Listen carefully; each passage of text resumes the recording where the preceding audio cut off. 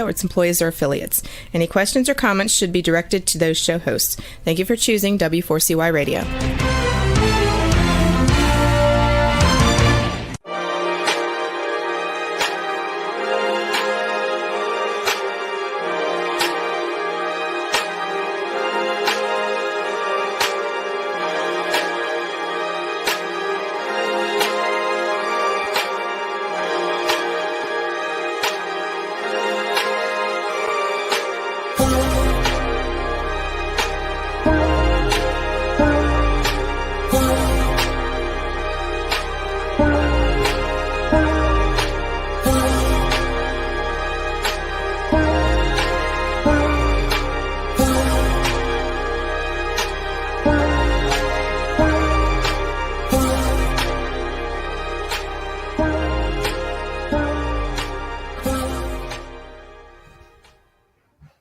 Well, good evening, and welcome to another fabulous opportunity to set things straight, get it off your chest, and say what you need to say, or say what we think you're thinking. Amen. Amen. I gotta go to my fabulous co-host. I don't know what I would do without them. Trey, all the way in Virginia. What you doing up there now? Hey.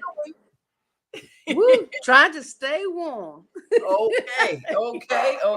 I could just imagine. And please stay warm. And Tommy, you round the way? You here? You nearby? I'm right here in the sunny. It is 3 degrees today.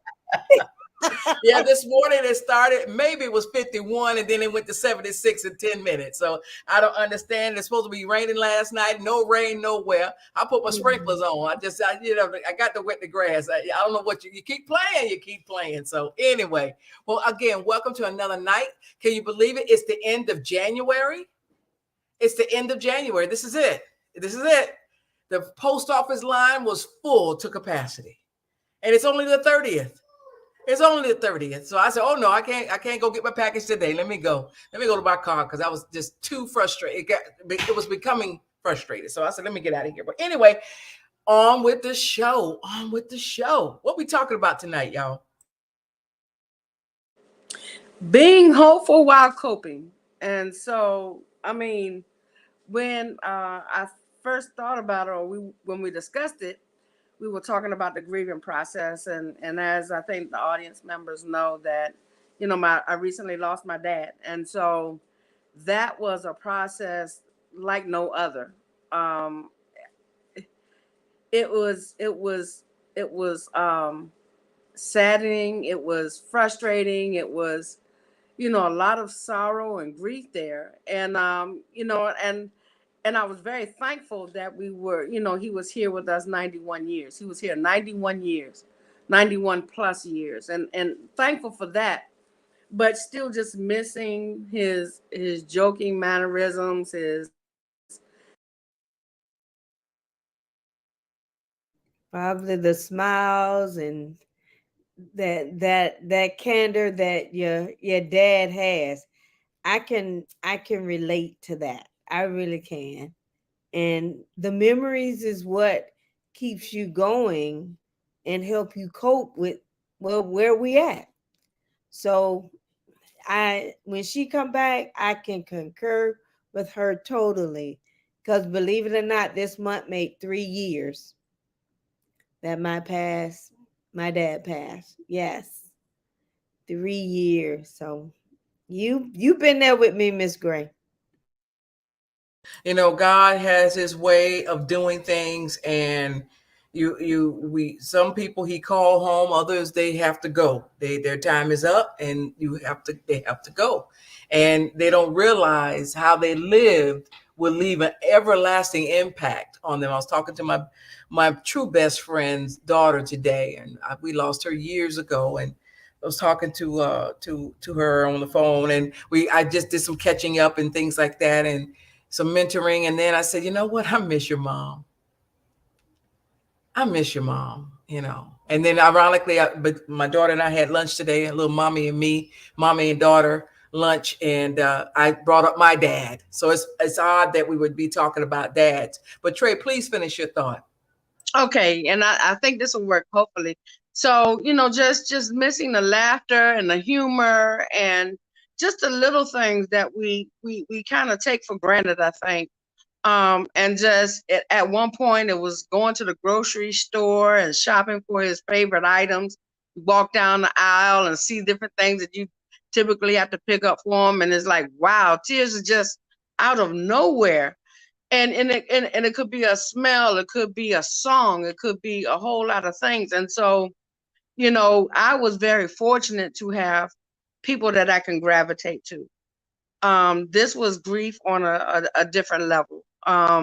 Just so much going on. And I think if I did not have family and friends as go-to, your mind can take you some places that are dark.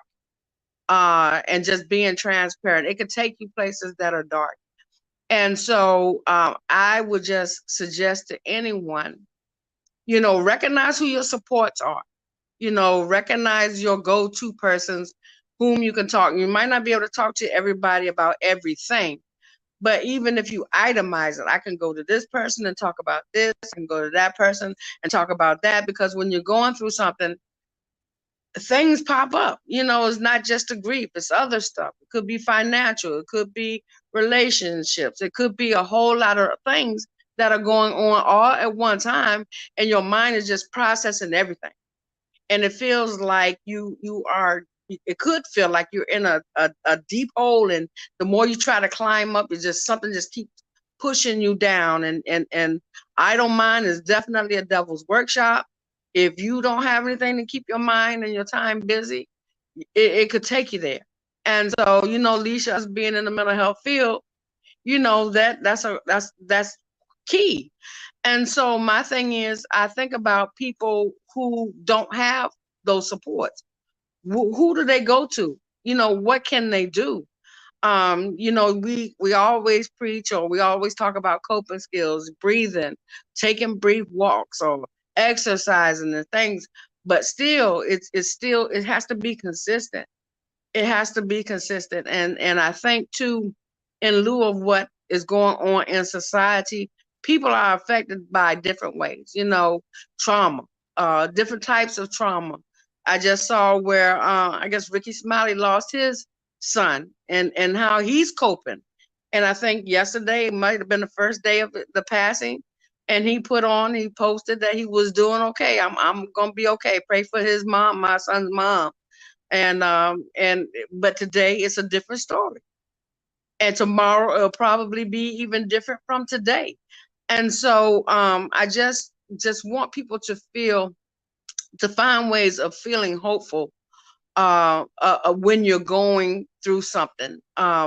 Because I tell you, it really can take you there. And it's what do you say? And sometimes you feel bad, but I don't want to burden somebody with what's going on with me today.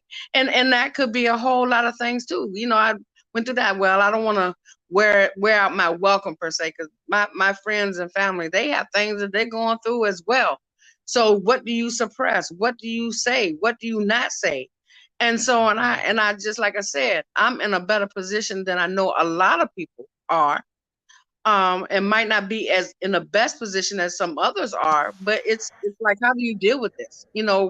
What do you tell people, and how do you get them through the hump to recognize, okay, tomorrow is coming, it's going to be a different day, and moving towards what we call the light at the end of the tunnel, where you can see yourself. Okay, yeah, I get it. Even like my tones of voice weren't the same, my demeanor was not the same. People would ask, you okay? Yeah, I'm fine. And it would be just like that, just monotone, flat. But but do you tell people you're not okay? And then what do you do with it? You know what I mean? It's like it's really that grief and loss. And I think, Leisha, maybe you can talk more to it because you do the therapeutic side of things. But it is really, it's really it's a journey. It's a journey, and it seems like it's never going to be a never-ending journey. And if you don't have supports and you don't have that faith,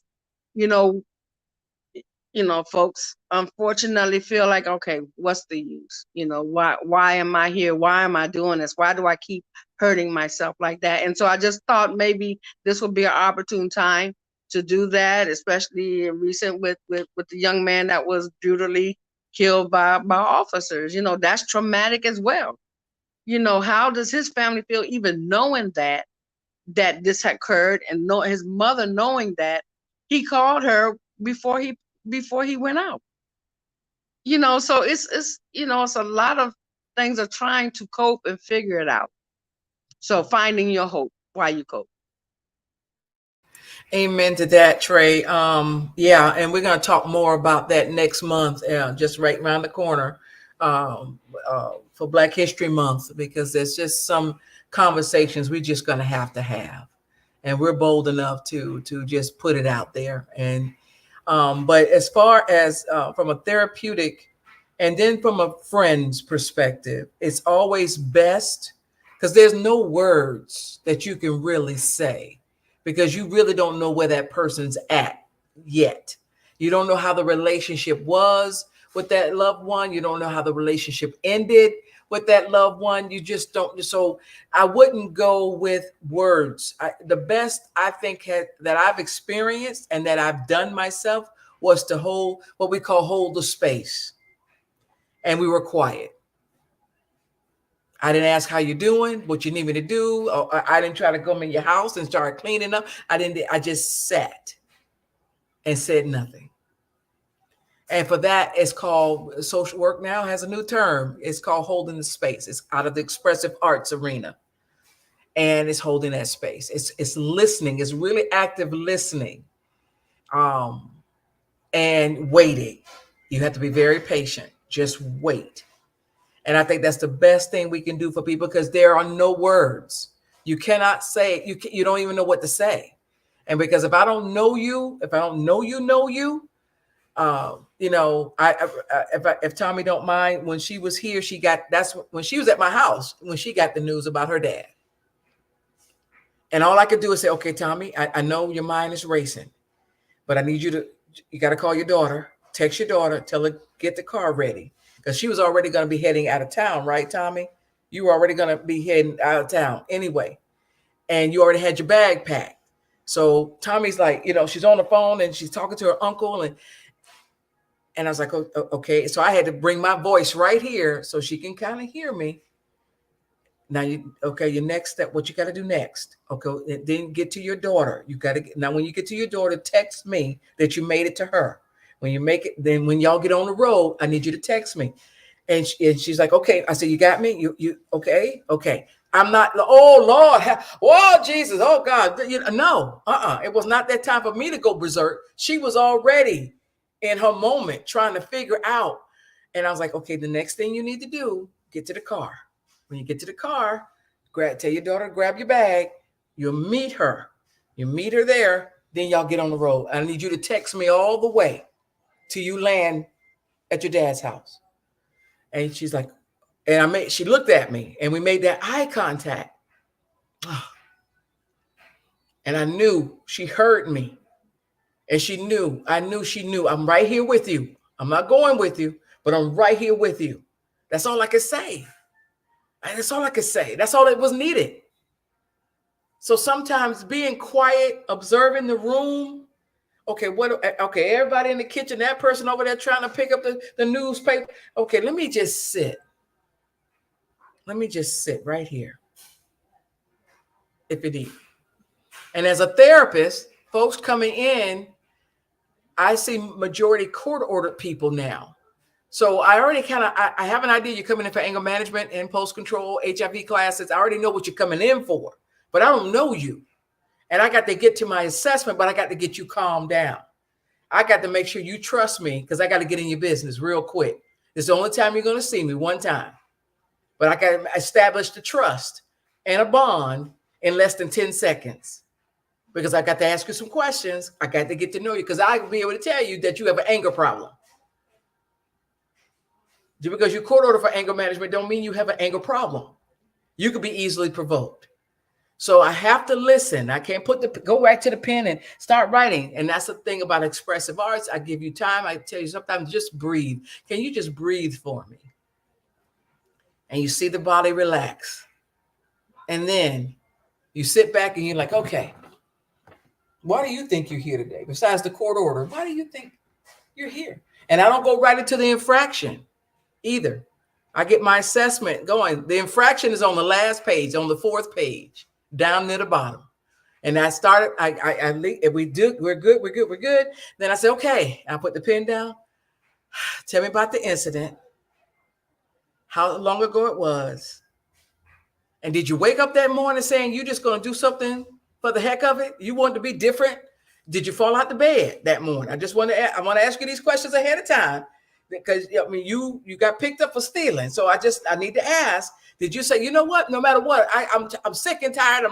And they'll be like, no. We laugh about it. And then they go into the story and they tell me everything. So I have to take that rough edge off a little bit. God has graced me with that. So again, going back to, it depends on who you are. It depends on where we're at. It depends. But I think the best you can do, if you really care and love that person, is be quiet. Don't put what you thinking should be in that. Don't do that. And wait for them to tell you what they need. Just wait. And sometimes I see my dad's been gone for, it was 30, Donald's 28, so 30 years. And when I see an orange van, I think about my daddy. Because he had an orange van. He started his whole second career on mowing lawns with the orange van. I don't know where he got this van from. I was like, Dad, you going to paint it or something? No, I like it. Okay. So every time I see an orange van, there he is. That's my daddy, man. Jesus. And it brings back the flood of happy memories and stuff. And I had to handle that on my own with the Alzheimer's mom saying, Willie, clearing as he laid in my arms. And she said, Willie, don't leave me like this. And I said, and I looked up to God and I said, you promised me they'll both make it in. You promised me they'll both. I know you got my daddy, but you got to promise me she's going to make it in. And 8 years later, she did.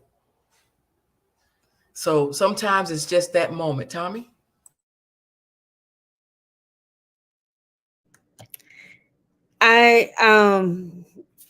When you were saying it, I remember it so vividly, because I it's like the world stood still for that moment for me, and unfortunately, unfortunately, I don't know how you say it, but I had cameras in my dad's house, and my uncle called me, and I could actually see my dad transitioning. And my uncle, he was a little excited, but he said, I need you to get here, And I'm watching Daddy, but I heard him, but my eyes was on him. And I never said this, but I am going to say it now. Thank you so much, Ms. Gray, because your silence, your calmness kept me calm, because I was just, I might have not looked like it, but I was a mess right then and there, and I'm watching it. And my daughter was a champ, because like you told me, get in touch with my daughter. I think I was putting my car in the shop, and I called her, and she said, okay, Mom. And like you said, what you need, Mom, what I need to get. We didn't even go back home because she was home. She grabbed everything I needed. And when she got to me, I said, well, you want me to drive? She said, no, Mom, you sit there. And like you said, just you get yourself together. I got this part. And she did it. I mean, I words cannot express what the two of you did for me so that I could prepare myself for what I had to go through. And it makes a big difference in the coping that I deal with. Because like I was sharing that this month made 3 years. And I still think about, I know it probably, some people say, well, Christmas is a sad time. Christmas make me laugh because I'll never forget that Christmas, and I still have it on my phone, where I had told my dad, I said, get ready to go, but wait, I can't go. You got presents to open, and Christmas was on a Sunday, and I normally come home on a Sunday. And he just went to laughing so hard. He started drooling. I couldn't get my phone quick enough to catch him. And he just was laughing. I mean, it was just so hilarious. But on Christmas, I look at that and it just brings me all kind of joy. And memories of me and him used to always take selfies and things like that. I remember my granddaughter told him, say, Granddaddy, do this right here. And he did it, it's just the little things that he did and the little funny sayings he would say. I understand what you mean, Trey. So my coping is a lot of times just remembering the laughter and the good time, Yeah, and it's in my eye, in my heart and embedded in me for seeing him when he transitioned. But at the end of the day, I had more time with him, like you said, those 89 years on earth with laughter than I did for that moment of seeing that transition. So even though that I saw both, it was far more greater times in the laughter, and that's what helped me cope. Or I'll sit and tell some of his stories. That helps me cope. And I remember 2 Thanksgiving ago we went to we came to Virginia, but it was too cold to go anywhere, Trey. And we sat around, and my daughters and my granddaughter and them was talking about Granddaddy and what Granddaddy used to do or what Granddaddy would say and those things. So that helps me cope. Those happy times. And I mean, and I pray that, those of you that are coping, the family that are coping with this young man's situation, Mom, my heart goes out to you. And I really hope you thinking about like where he used to go and the things he would do. One day, see your way to his spot and just embrace that moment, because that was his happy place. So, I can't speak on nothing else but to just say, find your family, find those good memories, find those great things that made that person who that person was and made him special to you. That's how I cope, and that's where I feel we cope well.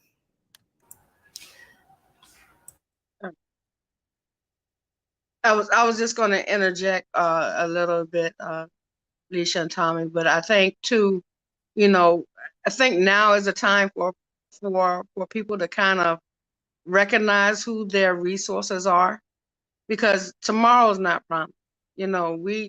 Anything can happen between, next few seconds or minute. People. I saw a clip. Someone says that you think you're going to see someone later, and then you don't see them later. But the thing is having support systems and resources for the just in case. Recognizing the people that you are your go-to folks. Like I said, I have family and I have friends that I could call, and people check on you and stuff like that. But it hits differently. That was my father. Like I said, I was very blessed to have him and for him to be here. You know, he lived 91 years. And then, you know, I saw an old friend today and lost a spouse not too long ago. And then, you know, you listen to people losing their children. So it hits, you know, trauma, you know, hits folks differently, you know, based on their relationship. You know, someone else just talked about they knew someone for a long time, they're friends, and just lost them. You know, but being able to fall back on who you can depend on, you know, and one of the things too, my mom's been gone over 20 years. I was not home when she passed. I was actually living in Florida and had to come home. So that was a difference, you know. And then with my dad passing, I was here. You know, I was here, and you know, he was surrounded by family, which was a good thing.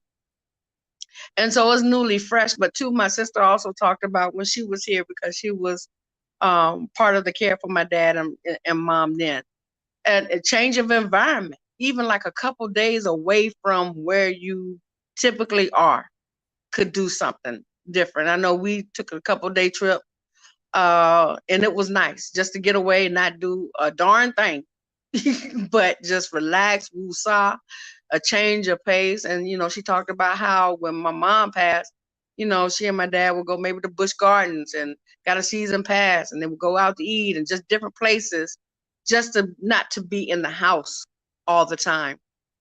So that, you know, and recognize where your sad places are. You know, if that's your sad place, then maybe not do that today. If you know, pictures, maybe not look at the pictures today, because that's going to do something. If it's a song, maybe play something else. You know, but recognizing what your triggers are, because you're already in a place where you're vulnerable to your moods and emotions, and just doing, you know, listening and watching and being in places where it just exacerbates you know, it intensifies your feelings and your moods, which puts you in a worse predicament. So just maybe trying to be more proactive in doing so, we, you know, could be helpful to someone. And I'm just saying it because, you know, hey, you know, death has hit me before, but, you know, I watched my father go, and which is a whole different ball game. You know, you always wonder if you could have done something differently, should have done something differently.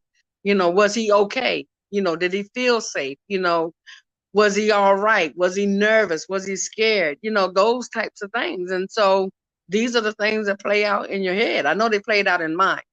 And so, but it's, you know, recognize it's okay to not be okay, and just to reach out to what you have to keep yourself going and keep yourself moving and motivated. And so, and one of the things too, I had an awesome employer.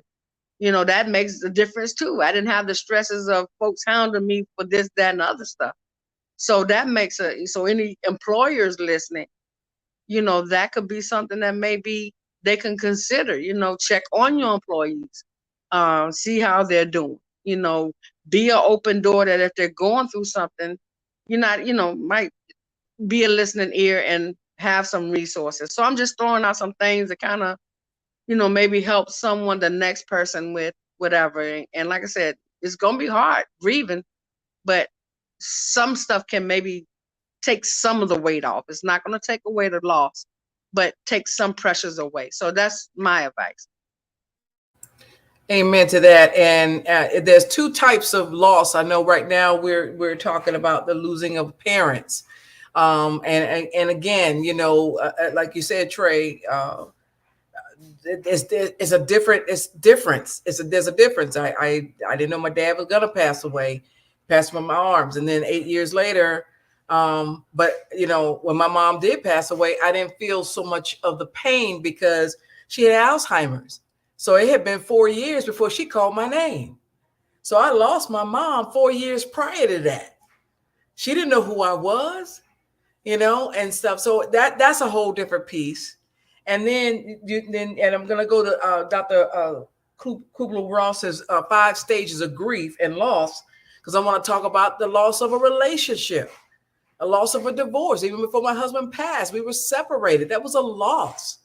It's like, oh my God, I can't even get the second marriage right. And all that guilt and all that the side chatter in your head. Like, what did I do? And oh my God, he cheated on me. And oh my God, how long has he been cheating? And he could have brought something home. And thank goodness we weren't, just all kinds of stuff.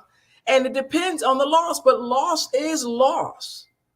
And the 5 stages are denial, anger, bargaining, depression, and acceptance. And there is no time frame on any of them. You may be feeling guilty or angry for a long time because you didn't get out, you didn't course correct, you didn't say what you needed to say. You had so many times to say it. Now they're gone. What are you going to do? And they left you with it. They left you with it. Or you're bargaining. Okay, maybe it should have been me. I wish it had been me. Why did you have to take her? No, don't blame God now. Don't watch what we say now. Don't know. And a very dear person with the young man, concerning the young man that was brutalized and beaten to death by those 5 deputies, the person said, well, I believe in God and God took him home. No. I gently say no. God did not take him home. God did not petition for him to come home. The devil did that. He was murdered. He didn't sleep away in his sleep. That's different. He was brutally beaten to death and he died. So God did not do that. We got to be very careful because then there are people, they're bargaining and they're angry at God. Why did you take it? Wait, whoa. No, wait. If you say he's in heaven, why are you angry? If you didn't know where he went or where she went, now that's a different story. So prior to that, now the coping, like Trey said, you got to find out your resources, get those hammered down. As you're getting your resources, make sure you have forgiven. There is no unforgiveness in the path. You got to forgive and forget. You can still have it as a memory. You can still have it as an experience, but that's a different nature of thing. It don't provoke you to cry. It doesn't evoke anger. It doesn't evoke fear. When you think about it, that's how you know you've accepted it and you have forgiven that person. It don't you. So you got to forgive. I had to go back, even though my husband's been dead for a few years now. We were separated prior to him dying. But I have had to go back because something will come up and I'm like, why am I feeling this? Why am I feeling this way? Oh my God, I didn't forgive him for that. Oh, that's right. I didn't forgive him for that. I didn't forgive him for that. Okay. And right there, I took it. He's gone, but I had to, because I don't want this trailing me. I don't want this to pop up in another, and it's not about relation. I don't want to pop it up, period. I don't want to be dreaming about him. I don't want to do that. So there's some things you have to take care of as you're getting lining up your resources. Clear the air. Clear the air. You had a chance to do that in 2020 because you had to look at each other. Some of y'all had to live with each other. y'all had to bring everybody. All the college kids came home. You couldn't send little Jimmy out to school for a whole 4 or 5 months. So that's where you should have cleaned that stuff up. And then the next year, as they rolled out and opened up the world and y'all getting back there, y'all just running to the cruise line. Y'all running to go ahead and fly and go to Mars and all that. And then you still kind of miss it because you still upset with Auntie May because she took everything from your daddy. Your daddy's sister took everything. Didn't leave y'all nothing. But you were so quick to get to her when the world opened up. And eat her macaroni and cheese, but you still hate the woman because she took the inheritance. Come on now, come on. But you want the mac and cheese. I get that, but I need to talk to you because I got to clear my mind. And please hear me with love. There's a way you say that thing because most of your anger is dealing with unfinished business. Look what you left me. Now I got to clean this up. Now I got to put the business on hold. Now I got to go find a job. That's that anger, unresolved issues. And then you start to bargain. And then there's the depression. And each stage has its own moment. And it's different for every human being. It's different from everybody in the world. It's different.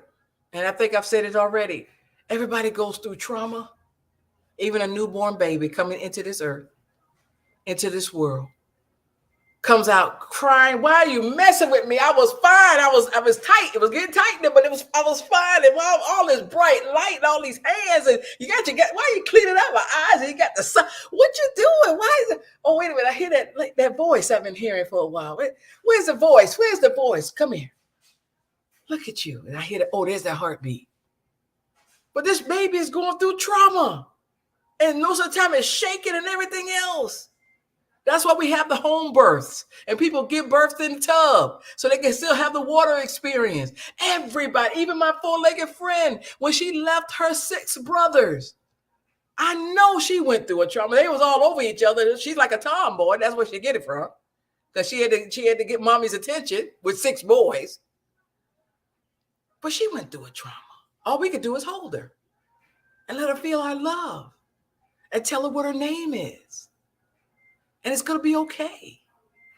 So this is what, everybody goes through it.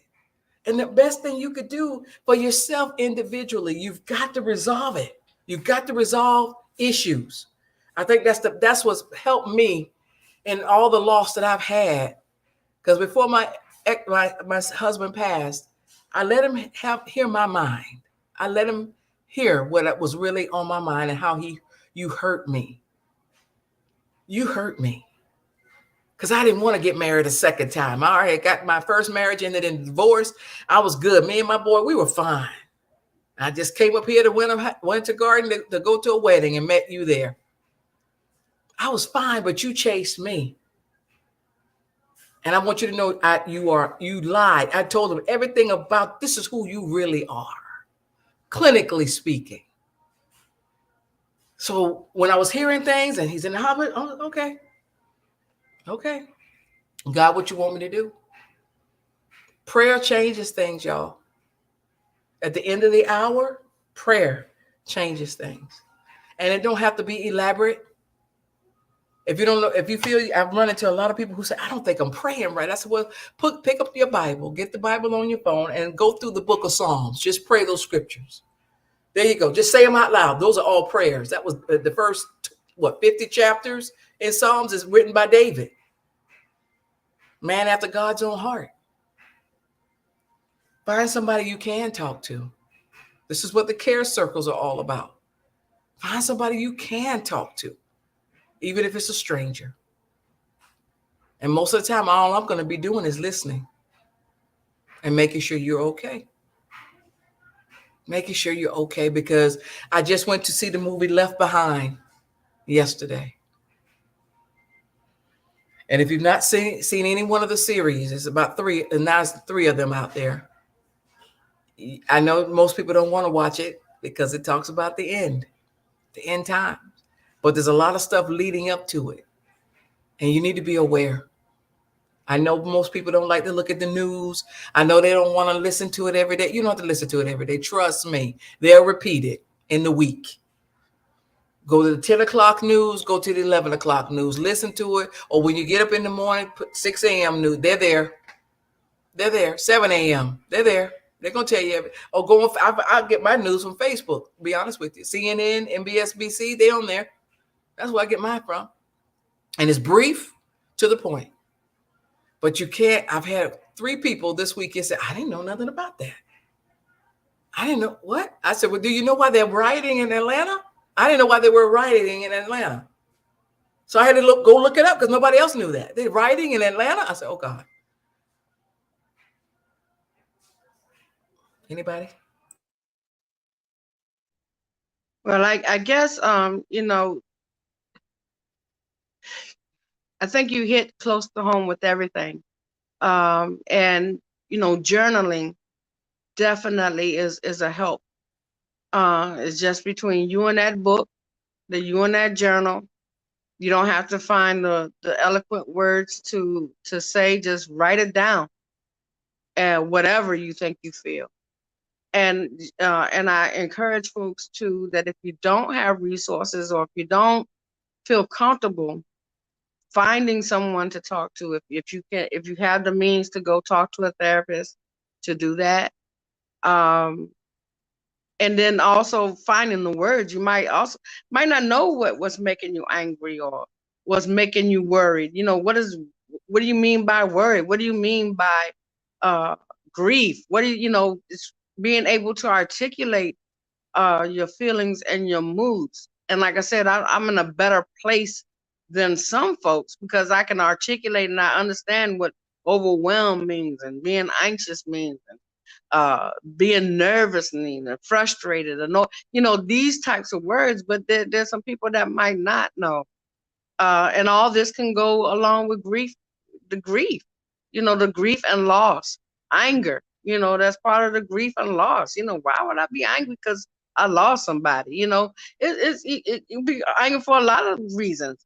But if you don't have anybody to help you navigate your feelings and your moods, and I think there's a misconception about what therapy is. It's not someone telling you what to do, but helping you navigate to figure it out. Your strengths, what gets you to this point, because you are the expert on your life, what's been going on. You just have to explain it to someone else to kind of help you navigate to get you on track to a better place, to explore some options and to explore some resources, and not to tell you this is what you need to do. And I think once we start getting people to understand that that's what therapy is not telling you what you need to do, but helping you figure it out. Because a therapist is a person that typically does not know you. And if it's a good therapist, they don't want to know you anyway because they have too many biases that could come up in therapy. You need someone that does not know you, just meeting you like a fresh slate and kind of help you navigate where you are. And in that way, it could be very helpful for you to move forward. And so I encourage that, and hopefully we'll have more dialogue about that of therapy and what it actually is, and just researching how you can find a therapist that's going to be good for you, to address different issues. But I think really that's a great thing, a great resource. I like what you said, and I'm just gonna say this to anybody, and like Miss Grace said, you don't have to be eloquent in your prayers. Just find you somewhere you can get quiet and just pour your heart out. Let God hear what's on your mind. He knows, but he wants you to talk to him. That's part of that relationship you have with him. And with that, you can cry.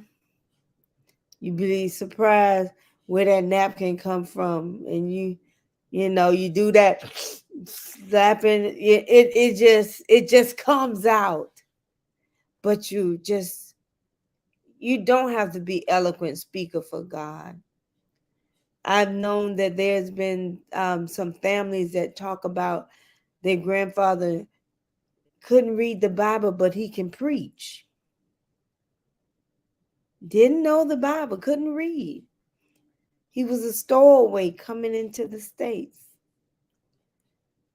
But his legacy left ministers, evangelism, those that learned too, because he made sure his children learned how to read. He couldn't, but he made sure they did. And they would read the Bible to him as well. But just speak and let God know, I'm talking to you, Lord God. I want you to hear my heart. And let somebody come and just water what's been planted, and God will get the true increase. So that's half your battle right there. And the road of recovery shall come. Those are my words of comfort to you. Amen. And again, we recognize there's all kinds of loss. There's all kinds of loss. Loss of a job, loss of just everything. Something that you had yesterday, you don't have it anymore. That's loss. and they can play mind games on you. Like Trey said earlier, idle mind is a devil's workshop, and it goes for your mind, because your brain, and that's why your flesh wars with your spirit, the Holy Spirit, because the brain wants to take all the credit. The brain wants to rationalize, analyze it, beat it to death until it makes sense to it. And it will convince you. It convinces you. But another thing the brain does is it holds on to the good and the bad, the painful and the pleasant. And when you least expect it, here comes this pain. Why am I thinking about that? Why am I thinking about him? Why am I thinking about her? So that's why you want to not lean to your own understanding. Lean on to God. His shoulders are bigger than all of us. He knows you, whether you believe in him or not. The Bible said God made good and evil for himself. He made everybody. Some people came in angry and worshiping the devil, and others innocent, don't even know. But now is not the time to play. It's not look what's going on. Can you imagine? And again, we're gonna pick up things next month, but you driving down that dark kind of road and people shooting, and it was police officers shooting and chasing people. Can you imagine? And as you all know, I'm in class, and it messed up my class this weekend. I didn't even know, and I feel so bad to say this, to admit this, but they were talking about, I can't believe that, the young man being murdered. I'm like, and I'm looking like, there was a lot of murders, which there's about 4 of them this week. Which one you talking about? And I had to wait. And then they with the 5 officers, I said, what? And my son was going to walk to the barber shop from my house. I texted him and said, don't walk. It's too hot out there, racially hot. You just give me a minute till I get off, or call an Uber. But I don't want you walking. He may be 6'5", but he's a gentle giant. And I don't want nobody to get things confused, because he will ask you, why are you stopping me? I'm just walking to the barber.